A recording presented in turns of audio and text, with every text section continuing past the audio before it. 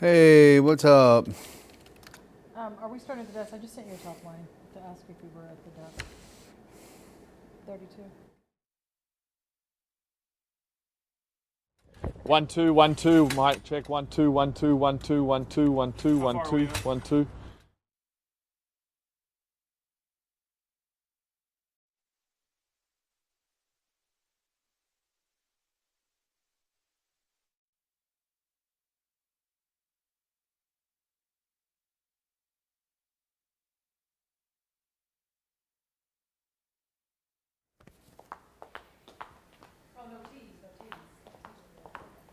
I sure can.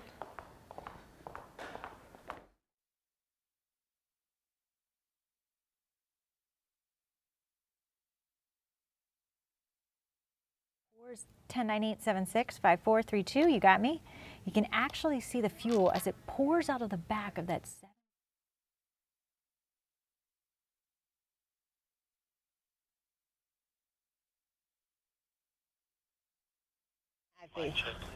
Check, check, check. 1, 2, 3, 4, 5. Huh?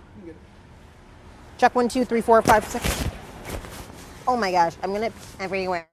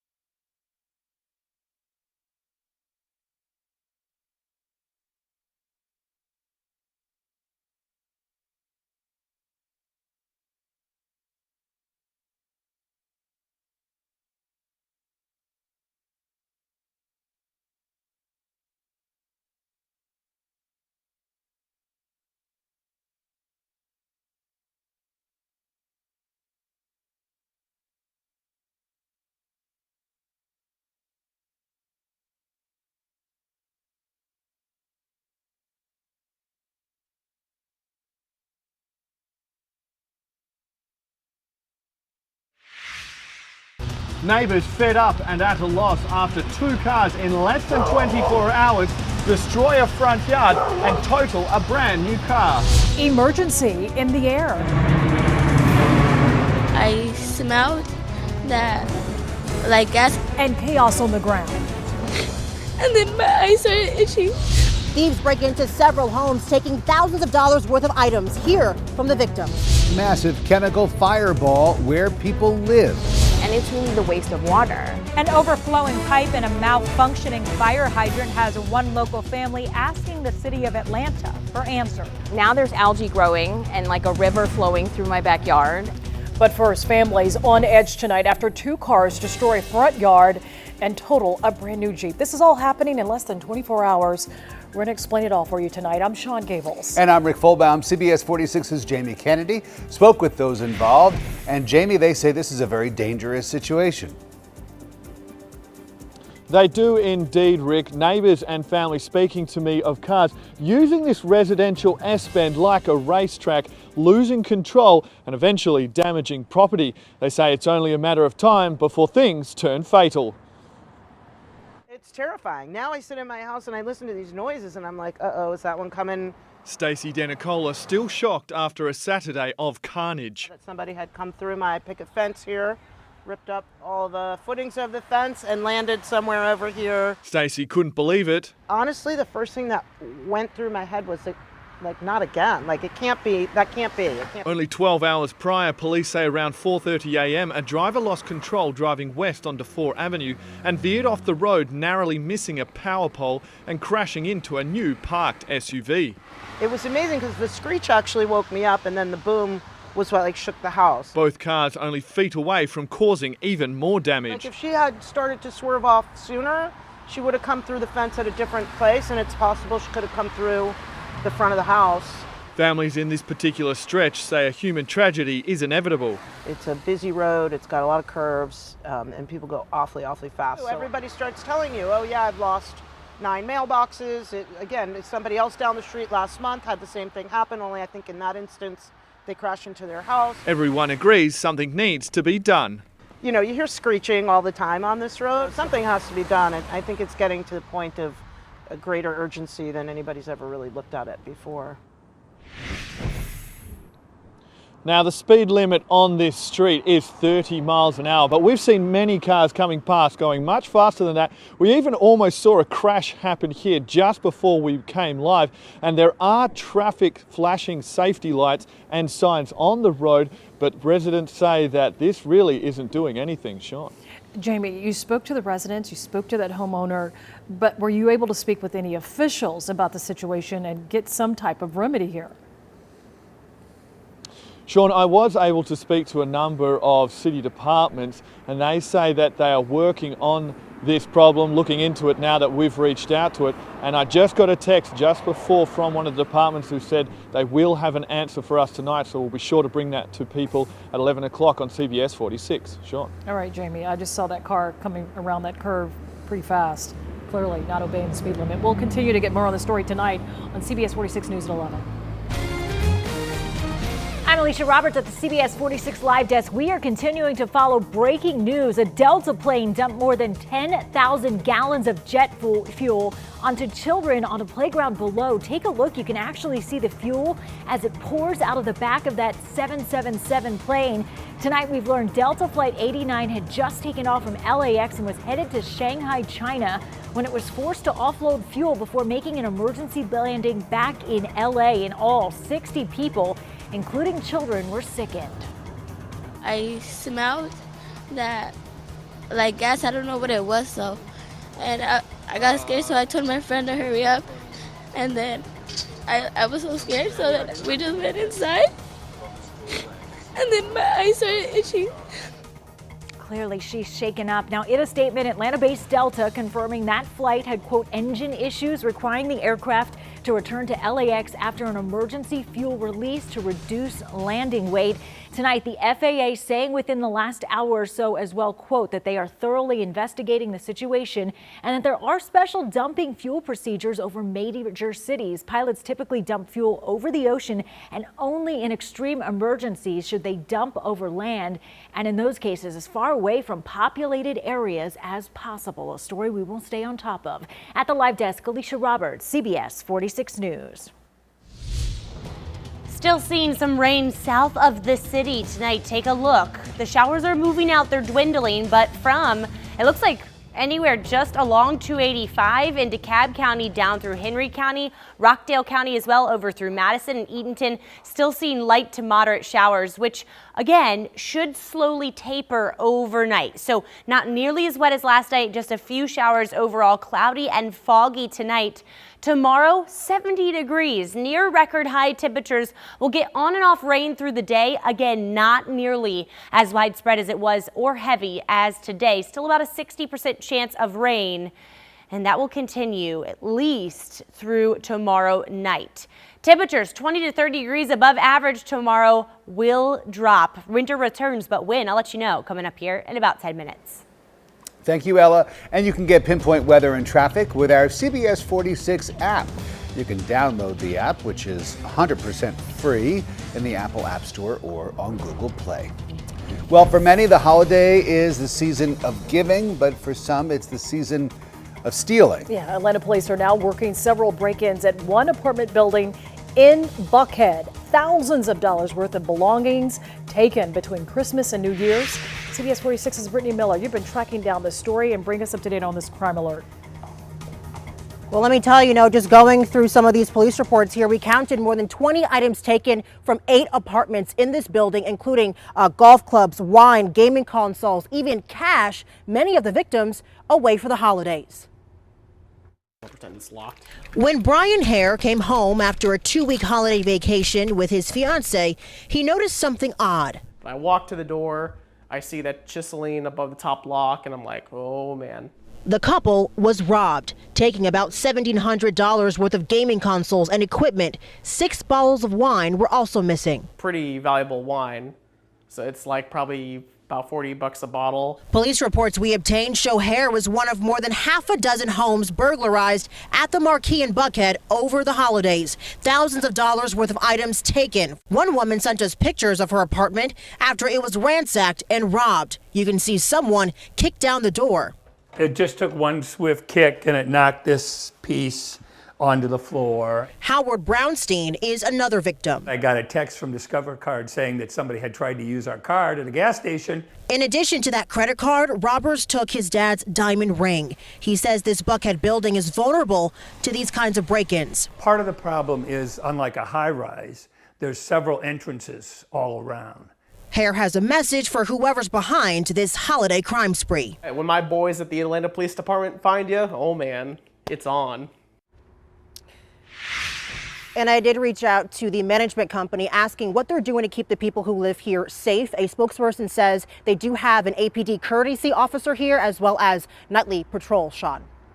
That resident there, real optimistic that Atlanta police will be able to catch these crooks or crook. Where are they in this investigation? I know you reached out to them.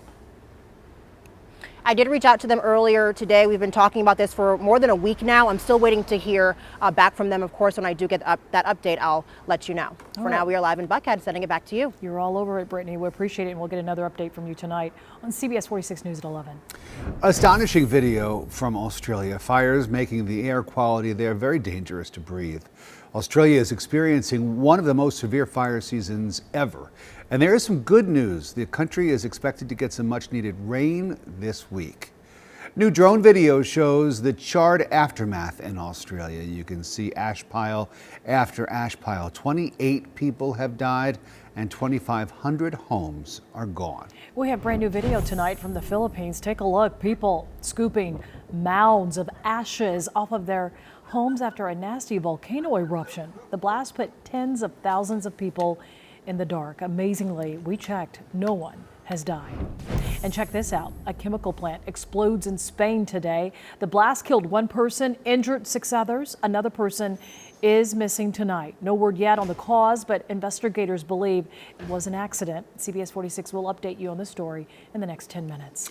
Meantime, here in Metro Atlanta, flames destroyed 2 Henry County homes. It happened last night near Watercress Court, and luckily the homes were vacant at the time, and no firefighters were hurt.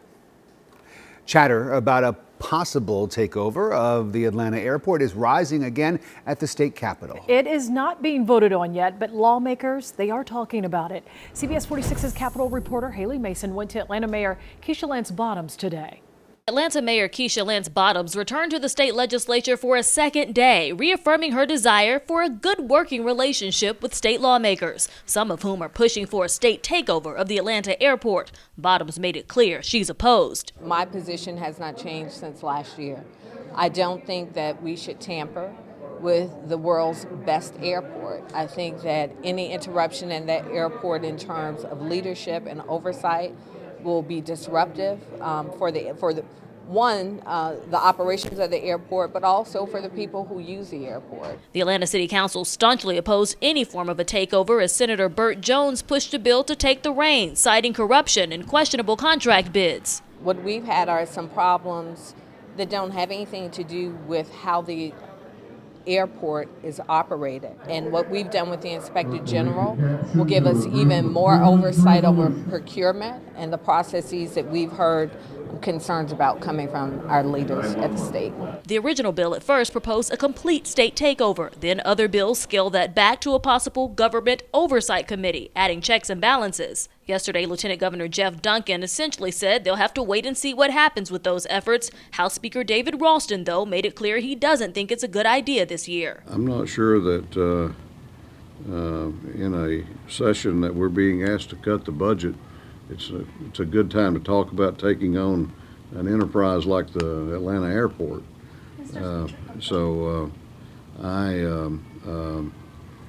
I was pretty clear last session that I had some very serious concerns that that was not the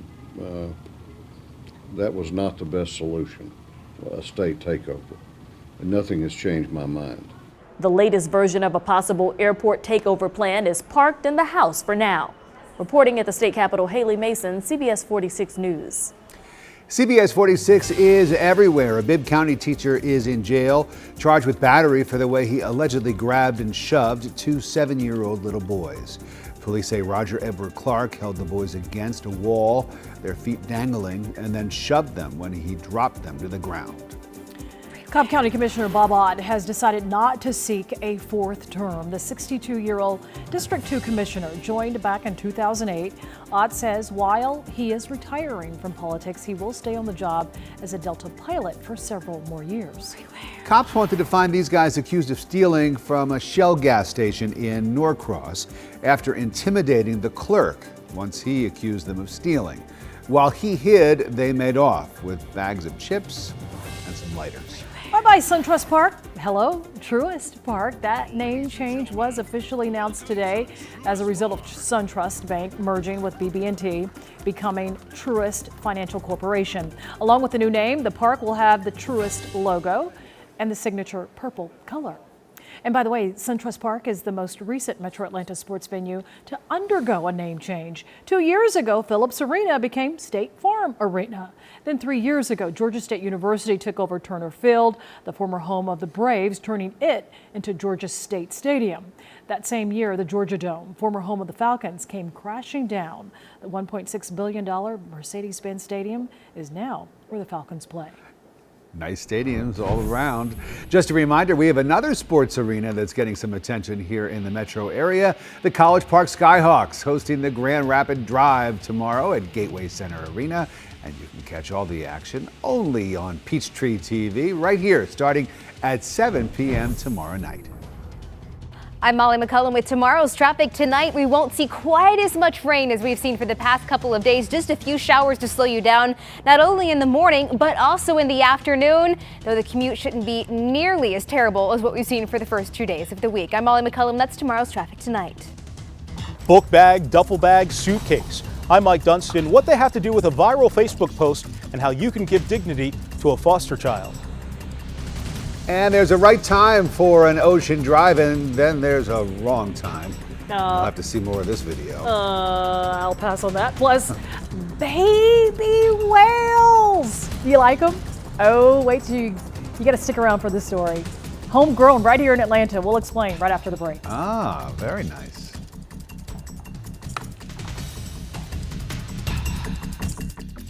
Enable the CBS 46 skill on your Alexa device and get local news and weather updates anytime directly from CBS 46.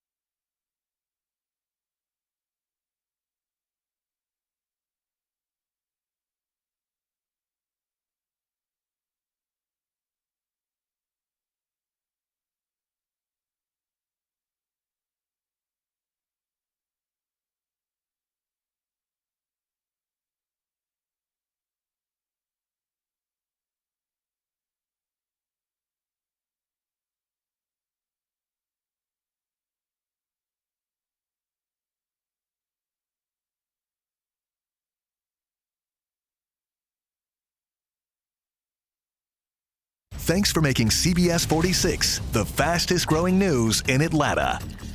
Welcome back, everybody. You know, it was kind of pea soup today. You know, it had a little bit of fog, then some rain, then a little bit of rain, and then the sun kind of peeked out. A little bit. Just a little bit, but mostly, for the most part, I wanted to just sleep all day.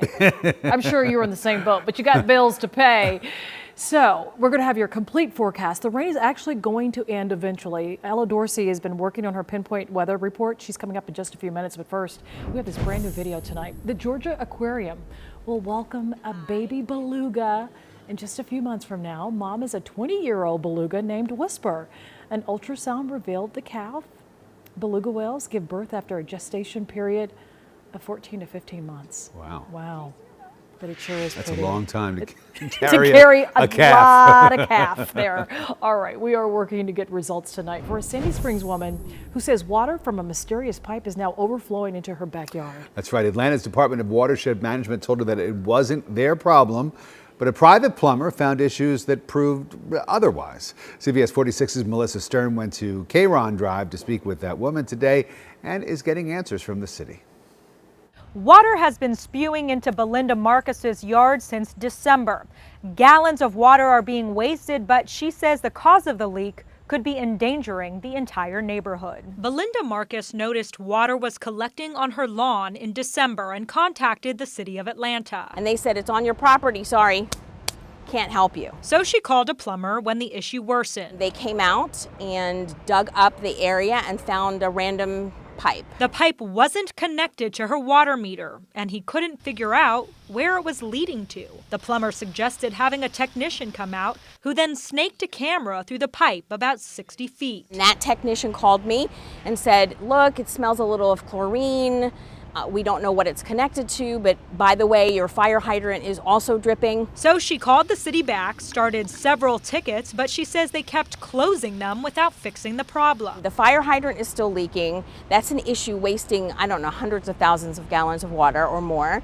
And if, God forbid, there were a fire, they couldn't use that fire hydrant. Then she called CBS 46 News. Maybe with you guys pushing from your end that there will be a resolution. I contacted the Department of Watershed Management, and Marcus says a contractor showed up that same day and fixed the leaking hydrant. But this random pipe is still flooding her yard, and she's concerned bigger problems will arise because of it. Now there's algae growing and like a river flowing through my backyard, and it's really the waste of water. Melissa Stern, CBS 46 News. Atlanta's Department of Watershed Management got back to us saying that following the initial inspection, the service request was turned over for an emergency leak detection.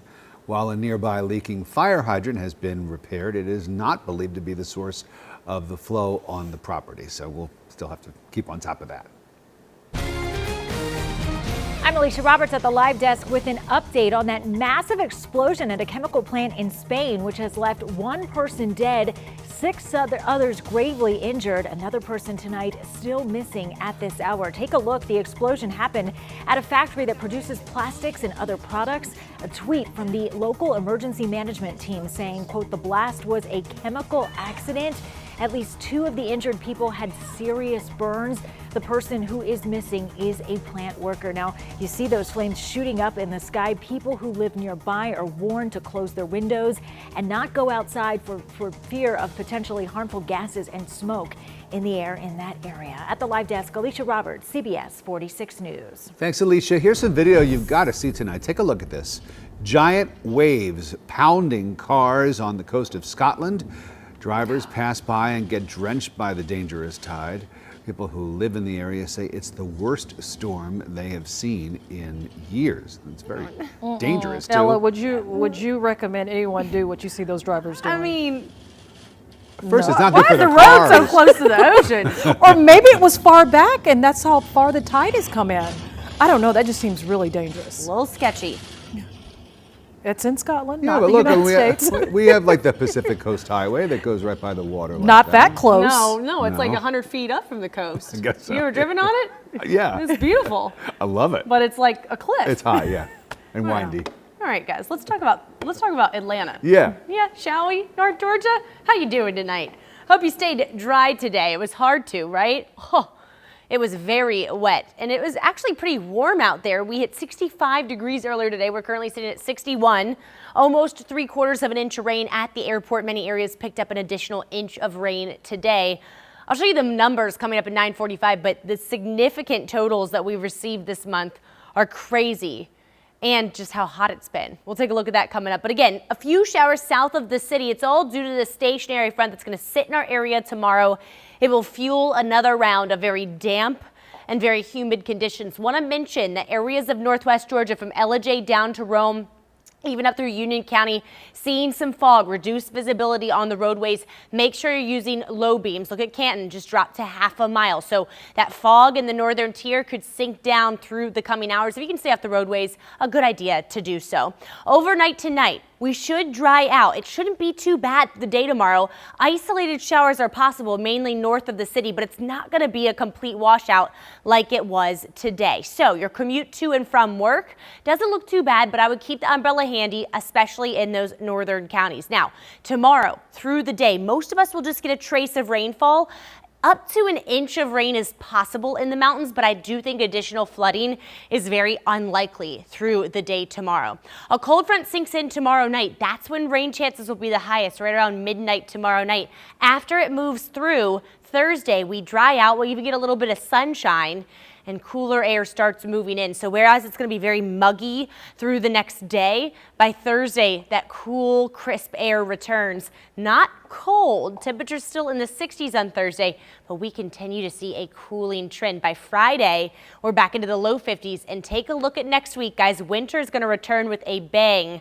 Highs only in the 40s next week. So whereas it's going to be very wet and warm, tomorrow, by the end of the weekend, that cold, dry air returns. Is that a 27 on the 7-day? Yeah, it is. Winter makes its way back in the door again through next week. Wow. I guess we should enjoy these milder temperatures while we've got them. I will take it. All right. Car after car getting ransacked on camera. CBS 46 has the video and the crime alert on where your ride is unsafe. Plus, it's about time for the Atlanta Jewish Film Festival, and we have a sneak peek. It's Astrid in the ATL.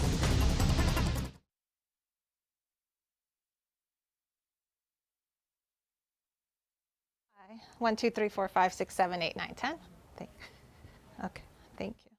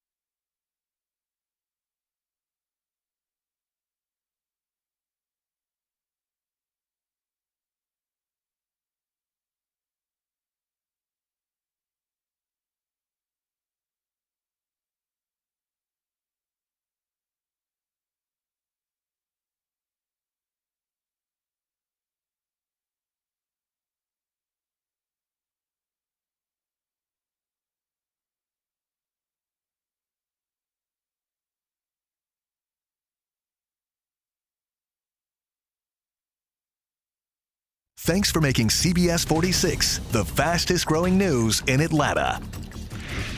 And welcome back as we take a live look at Midtown. And a pretty nice evening after a really kind of yucky day. It really is. You know, this is the perfect time to enjoy it because, you know, you never know what you're going to get around here. I know, it's January and it's 61 degrees. Look at that. I'm not complaining. No complaints here either. Ella's going to have a complete look at our forecast and when the rain will come back coming up. Well, the Atlanta Jewish Film Festival, it has unveiled plans for its 20th anniversary year. Time goes fast. Yes, and their movie lineup includes a broad list of documentaries, real-life dramas, shorts, and feature films from all over the world. Astrid in the ATL was at the party. She's got a preview. Hi, Astrid. Hey, Rick and Sean. Yes, I do have a preview. Volunteers and staff worked tirelessly to present a balanced program of films. The topics look at contemporary and political life in Israel, as well as the Jewish life in America and elsewhere. Many films reflect the diversity and interests of the demographics in Atlanta community as well. Take a look. The Atlanta Jewish Film Festival is gearing up for its 20th festival with a huge preview party. Fans had a chance to take a look at the upcoming lineup of movies. To come up with its list of finalists, the AJFF screening committee of over 100 volunteers viewed nearly 700 films. The festival features a combination of narrative and documentary films from all around the world. 17 countries represented in this year's lineup. Kenny Blank is the executive director of the festival. He shapes the final schedule. This is a chance from a movie seat to travel around the world and be exposed to different cultures, different ways of life, historical events, and though they are all told through a Jewish lens, all of these stories are human stories. The diversity of the films is reflected throughout the festival. And I will never, ever forget 3 young men, Andy Goodman, Micah Scherner, and James Shaney. Debut night opens with shared legacies. Birmingham is Birmingham. The African American Jewish Civil Rights Alliance, featuring interviews with Atlanta's own Congressman John Lewis and Ambassador Andrew Young. We could not have gotten anywhere had not Protestants, Catholics, and Jews showed up from all over the world. They're very topical, so it really is sort of the perfect marriage of important, timely issues that all communities face, regardless of faith or background.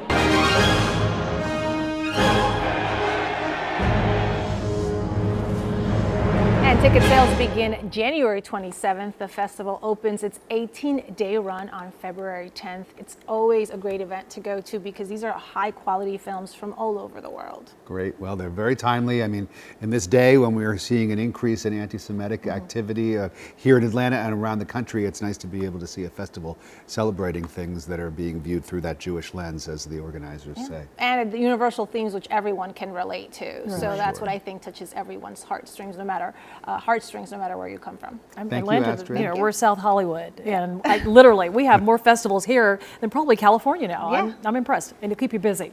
All right.